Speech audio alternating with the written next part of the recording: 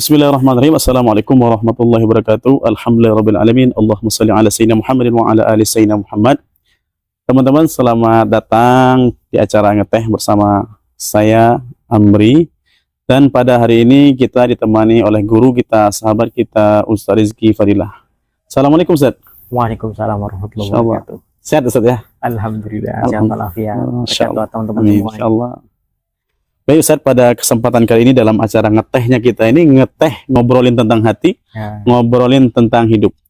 Pada kesempatan kali ini kita pengen minta penjelasannya Ustaz. Maraknya media sosial pada hari ini. Mungkin semua orang itu kehidupannya 50% di alam nyata, 50%-nya di media sosial seperti Ustaz. Gitu, Ustaz. Nah ini Ustaz, kita apa sih media sosial itu Ustaz sebenarnya? Apakah zaman dahulu itu sudah ada mungkin media yang mengantarkan manusia kepada tersambung dengan kehidupan masyarakat banyak Ustaz? Mungkin bahkan di zaman Nabi mungkin, atau gimana Ustaz? Baik, kita hidup di dunia ini sekarang itu di zaman modern ini ya, kita sangat mudah sekali mendapatkan informasi, kemudian kita mengakses informasi, bahkan memproduksi informasi itu sendiri, mengupload informasi. Berbeda dengan zaman dahulu. Mungkin zaman kita masih kecil atau orang tua kita ya, yang hanya mendapatkan informasi media melalui televisi, radio, atau koran paling banternya. Tapi sekarang kita mendapatkan informasi sangat mudah di tangan kita sendiri, melalui HP. Yang di dalamnya ada medianya Ustaz. Ada Facebook di situ, ada Instagram, ada Twitter, ada apa lagi Tat? Ada TikTok yang paling gembing sekali ya, yaitu TikTok. Subhanallah. Nah, kemudian apa sih media itu? Media itu sangat jelas sekali ya.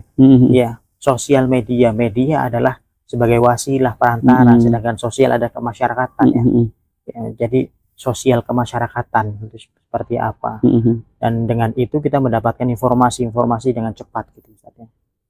Nah, yang jadi diskusi kita di sore hari ini apakah di zaman dahulu, bahkan sampai zamannya Nabi itu sudah ada media? Iya, Ustaz. Gimana tuh zaman dulu tuh? Cara mereka bisa terhubung dengan orang banyak. Mereka semua dapat informasi. Ya, benar, Ustaz. Ya, komunikasi, mendapatkan berita dari mana. Jadi dari zaman dahulu media itu sudah ada. Hanya saja tidak berbentuk YouTube seperti ini, tidak berbentuk Facebook, WhatsApp, dan lain sebagainya. Apalagi TikTok. Jadi zaman dahulu itu media yang dipakai dari zaman para sahabat Nabi itu menggunakan syair. Syair. Jadi orang-orang yang lihai pandai dalam bersyair, maka mereka akan dibayar mahal. Karena syair tersebut akan dijadikan media di sana sebagai pengumuman, atau sebagai untuk memuji kabilah, atau sebagai penyemangat dalam perang gitu kan. Ini sehingga seorang penyair bisa menjadikan nasib sebuah kabilahnya. Apakah kabilahnya semangat dalam berperang atau tidak, tergantung dengan syairnya gitu. Iya. Sehingga ada penyair di zaman Nabi SAW, yaitu sahabat Hasan bin Thabit gitu kan. Ada juga Abdullah bin Ruwahah gitu kan. Ada 4 penyair ya di sana.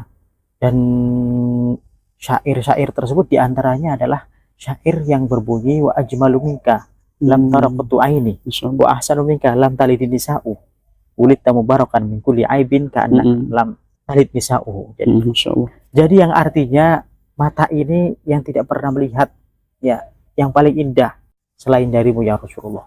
Ini syair yang dibuat oleh Al-Imam Hasan bin Thabit, salah satu sahabat Nabi, yang mengisahkan bagaimana keindahannya Nabi Shallallahu Alaihi Wasallam.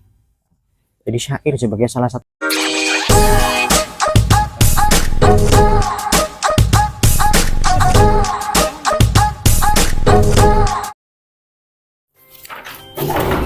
Assalamualaikum. Waalaikumsalam. Gimana kabarnya Bang? Alhamdulillah. Baik. Bang, maaf nih mau tanya, kira-kira ada nggak ya buku rekomendasi untuk bacaan supaya masyarakat kita ini nggak banyak perdebatan Bang? Soalnya akhir-akhir ini tuh banyak masyarakat kita yang berdebat karena masalah perbedaan doang gitu Bang. Jadi kira-kira ada nggak ya buku rekomendasi gitu Bang? Buku ya rekomendasi untuk ngademin ya? Iya, memang akhir-akhir ini banyak. Kita perhatikan banyak perdebatan terkadang di medsos ramai tuh ya. Iya, apalagi. Jadi ada nih satu buku yang rekomendasi banget buat kita baca. Ini ditulis oleh guru mulia Buya Yahya yang judulnya Indahnya Memahami Perbedaan Pendapat Para Ulama. Jadi emang dari dulu ulama-ulama kita berbeda pendapat, tapi Masya Allah etika mereka, adab mereka ketika berbeda pendapat, jadi perbedaan pendapat tersebut menjadikan sebab ilmu itu terasa luas. Jadi jangan lupa untuk dibeli bukunya, nanti kita kasih nomor di bawah ini, beli buku di Pustaka Al-Bahja, langsung penerbit resmi dari semua karya tulis guru mulia Buya Yahya. Jangan lupa dibeli ya. Ya, Masya Allah. Ya, makasih Bang informasinya. Makasih banyak nih. Terima kasih.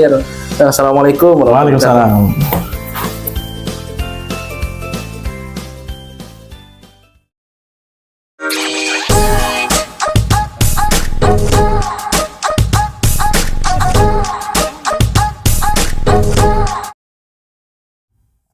Jadi syair sebagai salah satu media.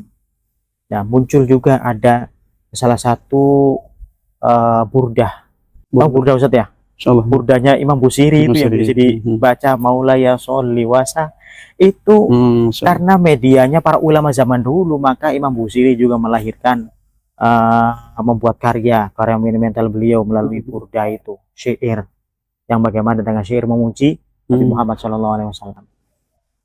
Kemudian Imam Ghazali juga bagaimana dengan karyanya Ihya Ulumuddin. Karena tahu Imam Ghazali itu saat itu media yang dipakai, yang ramai dipakai oleh para ulama dan orang-orang pada zamannya itu dengan menulis buku. Maka beliau menghidupkan media dengan menulis buku.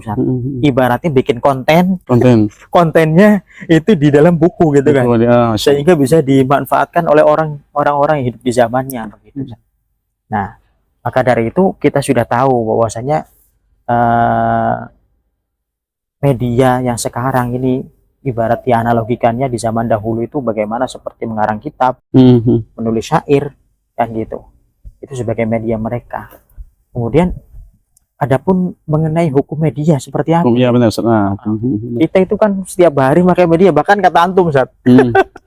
Kita setengah waktu ya, iya, 50% hidupnya, Ustaz. Hidup kita berada di media. 50% hidup kita di alam nyata gitu. Bahkan kadang Ustaz ini kumpul-kumpul aja ini jasadnya dekatan tapi udah kemana-mana, ada satunya ke Jepang. Sudah menjelajah. Itu termasuk kita akan membahas tentang adab menggunakan media sosial. Ya, etika menggunakan media sosial seperti apa sih, mungkin di sesi selanjutnya gitu kan. Bahkan orang sampai tidak keluarganya, anaknya, istrinya tidak merasakan keberadaannya. Iya, benar. Karena dia saking sibuknya ya terlalaikan dengan media gitu kan, seperti apa. Nah, adapun hukum media seperti apa, Ustadz? Hukumnya media memang tidak ada dalam Al-Qur'an ataupun sunnah Nabi SAW yang menunjukkan secara nas hukumnya media. Maka kalau seperti ini kita kembalikan kepada hukum aslinya usul fikih, kaidah fikih, yaitu al-aslu fil asya al-ibah yadul dalil ala tahrimihi. Jadi segala sesuatu yang tidak ada dalil dalam Al-Quran dan hadis, maka hukum aslinya adalah mubah. Sampai ada menunjukkan dalil bahwasanya perkara tersebut haram gitu. Jadi media ini sesuatu yang mubah. Mubah itu apa, Ustadz? Kan hukum dalam syariat ada 5, Ustadz. Ya, ada 5. Ada wajib, ada sunnah, ada makruh, ada mubah, ada juga haram kan gitu ya. Nah, berarti apa mubah itu? Mubah itu mala yusabu fa'iluhu wala yu'aqabu tarikuhu.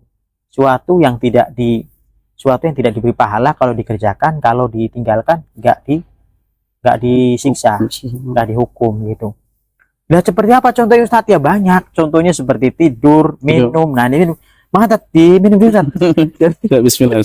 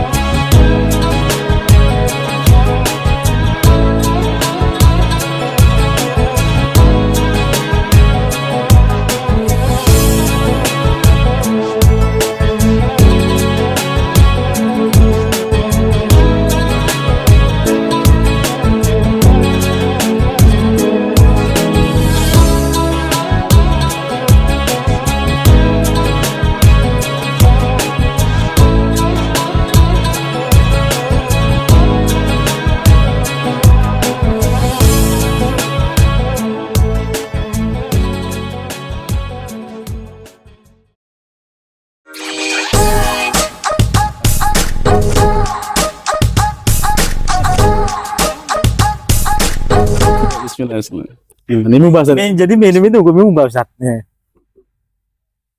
Baik. Minum, istirahat, makan, semua itu hukumnya mubah.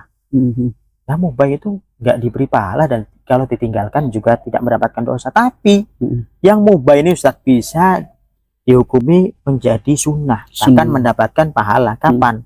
Kalau kita niatkan untuk mendekatkan diri kepada Allah, agar kita mudah ibadah kepada Allah. Contohnya kita istirahat malam, istirahat jam 10 malam ya di awal waktu dengan tujuan biar nanti bangun jam 3 malam kan gitu. Kuat tahajud Kuat tahajud. Makan, kita makan siang, kita niatkan untuk agar kuat ibadah kita kepada Allah. Jadi makannya itu jadinya sunnah, malah mendapat pahala gitu.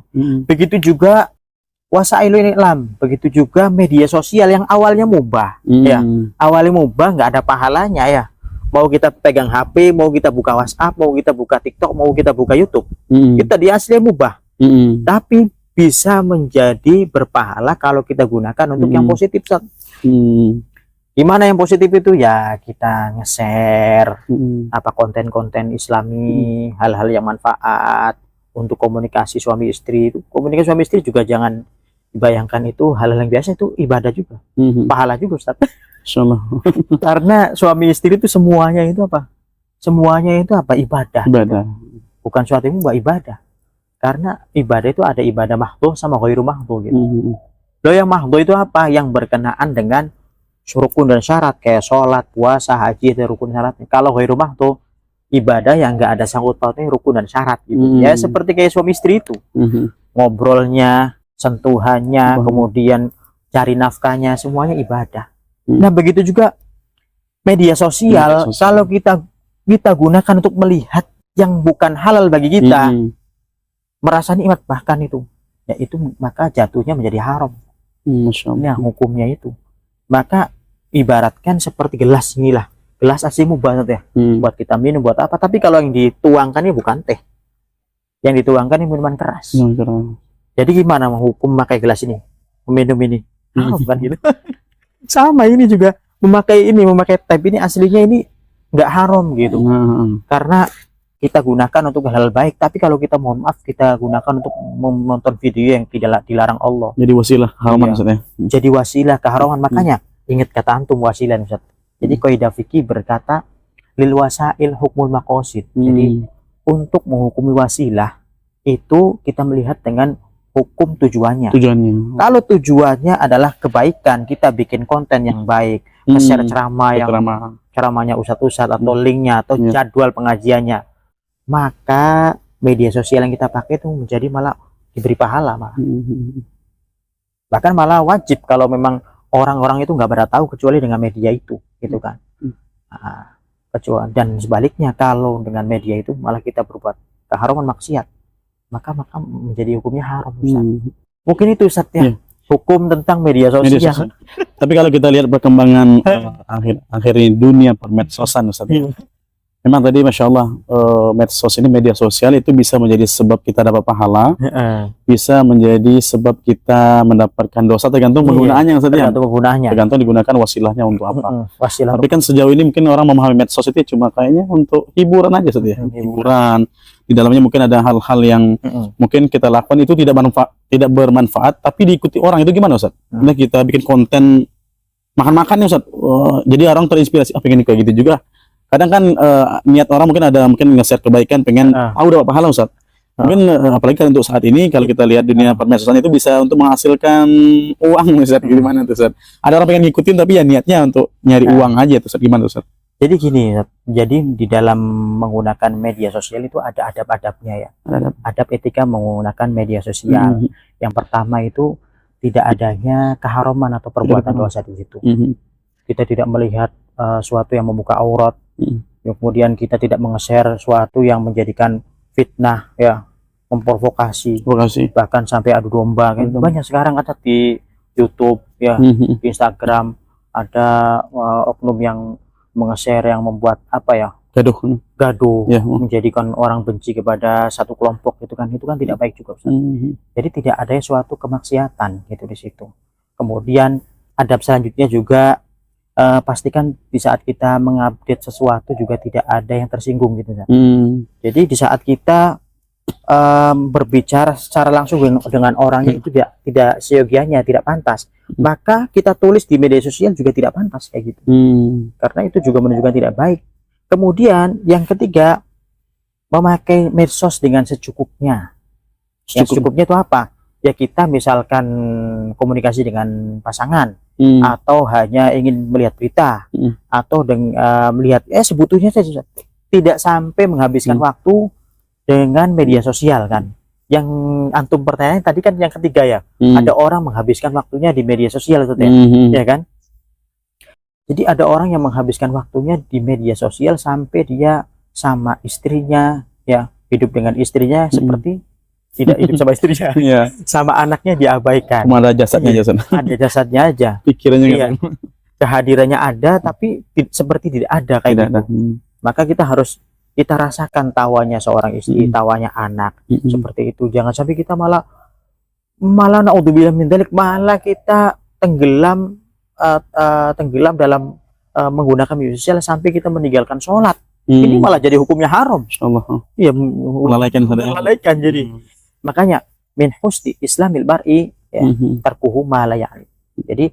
Jadi termasuk baiknya orang dalam beragama Islam itu meninggalkan hal-hal yang tidak baik baginya. Bukan sesuatu yang haram ya, sesuatu yang memang mubah tapi dia tinggalkan gitu loh. Kurang manfaat aja gitu. Kurang manfaat gitu. Masya Allah. Contohnya tadi media sosial kan gitu. Apakah hukumnya ini ngelihat orang-orang yang hanya makan-makan gitu itu hukumnya haram atau boleh aja gitu. Cuma nggak manfaat. Ngapain? Mending kita juga kalau punya hafalan ngilang hafalan. Kalau ada istri ngobrol sama istri, sayang gimana kabarnya kamu? Masya Allah sore ini kayaknya enak ngopi nih sayang. Ada anak ya gitu, main sama anak kita. Jangan sampai kita menghabiskan waktu kita untuk media sosial padahal itu ya tarku malayak nih gitu deh. Sesuatu yang kurang bermakna lah gitu.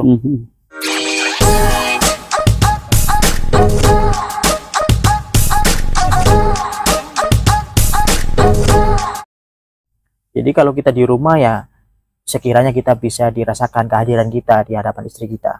Kita bisa dirasakan kehadiran kita di depan anak kita, depan tetangga kita. Jangan sampai waktu kita habis dengan media sosial gitu, gitu. Terus ada nih Ustaz, mungkin ada sebagian orang menjadikan medsos itu tempat curhat Ustaz. Kadang menceritakan tentang bahkan aib Ustaz. Iya, pernah apa gitu kan diceritain di medsos itu, bagaimana Ustaz tanggapannya kalau secara hukum juga Ustaz? Baik. Untuk curhat ya, jadi orang yang berakal dia tidak akan menceritakan sesuatu yang sangat pribadi kepada asal orang, bahkan sama orang yang tidak kenal. Sekarang kita di medsos itu siapa saja? Apakah semuanya orang yang kita kenal? Enggak kan? Apakah kita kenal itu siapa, pribadi seperti apa? Jadi kita share seolah kita mengumbar pribadi kita gitu. Jadi kita harus tahu bahwasanya ada rahasia di rumah kita itu. Bahkan jangankan di rumah kita, di kamar kita Ustaz. Sesuatu yang terjadi di kamar kita itu jangan sampai ketahuan dengan orang-orang di luar kamar kita. Itu rahasia di kamar kita. Kemudian ada rahasia lagi di dalam rumah kita lagi. Jadi rahasia di dalam kamar kita, di rumah kita ini jangan sampai keluar dari rumah kita gitu.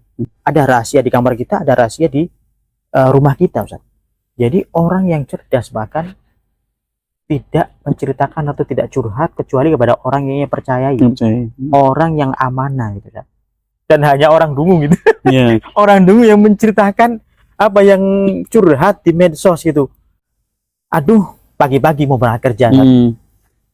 Kopinya pahit banget ya. Siang, duh, kok sayurnya tawar. Jadi orang-orang langsung mikir nih, siapa yang dia mau tidur kok capek sekali, lelah sekali, kayaknya mau mati, besoknya mati beneran. Ditanya istrinya, ditanya sama tetangganya, kamu gimana, suami kamu pesan gimana terakhir kali mati? Alhamdulillah saya berharap dia mati. Jadi kalau kita melihat ada orang jujur di luar sana, kalau melihat ada yang curhat di media sosial, kira-kira tanggapannya apa?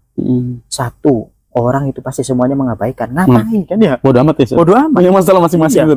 Yang kedua, pasti tanggapan mereka ada malah senang. Tepuk tangan rasain. Tepuk tangan. Rasain gitu kan. Ya, yang ketiga ya pasti ya apa ya, mengabaikan kan itu ya. Mengabaikan ngapain juga gitu kan. Jadi apa manfaatnya kita di media sosial gitu, curhat di media sosial. Maka kalau kita mencari ketenangan, karena orang yang banyak masalah pasti main curhat ya. Maka kalau ingin mencari ketenangan dengan curhat tempatnya, medianya bukan kepada manusia, tapi Allah sediakan medianya itu di mana? Itu mengadu kepada Allah di malam hari. Insyaallah. Atau kita datang ke masjid gitu Ustaz ya.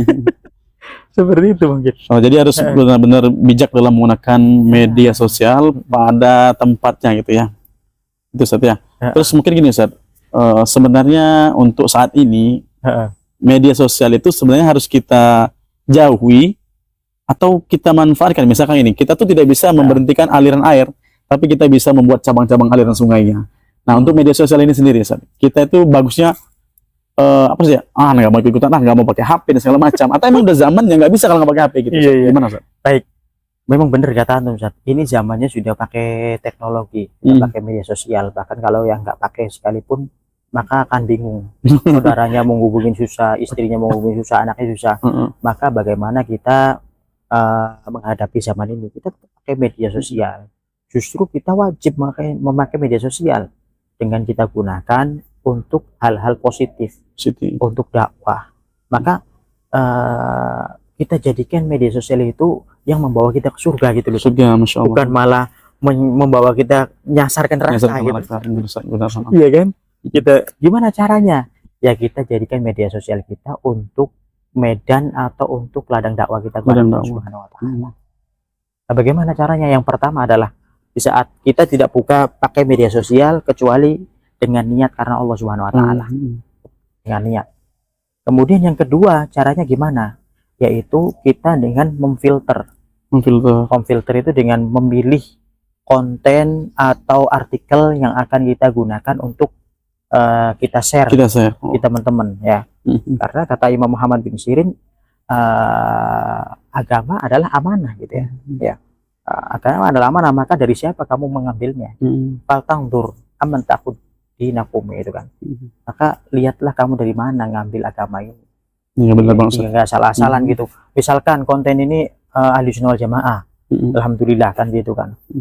Tidak mengajarkan kepada kesesatan, apalagi sekarang ada bahasa-bahasa semut kan gitu kan. Luar biasa. Maka dari itu kita juga harus memilih juga konten, artikel gitu ya. Kemudian yang terakhir juga memang yang terakhir itu setelah kita memfilter konten tersebut, kita niatkan ini adalah karena Allah Subhanahu wa taala. Masya Allah. Mungkin itu saja. Insyaallah. Jadi teman-teman, sebagaimana disampaikan oleh sahabat kita, Ustaz Rizky, menggunakan media sosial itu mubah ya. Tidak berpahala aslinya, tidak berdosa, tergantung untuk apa digunakan.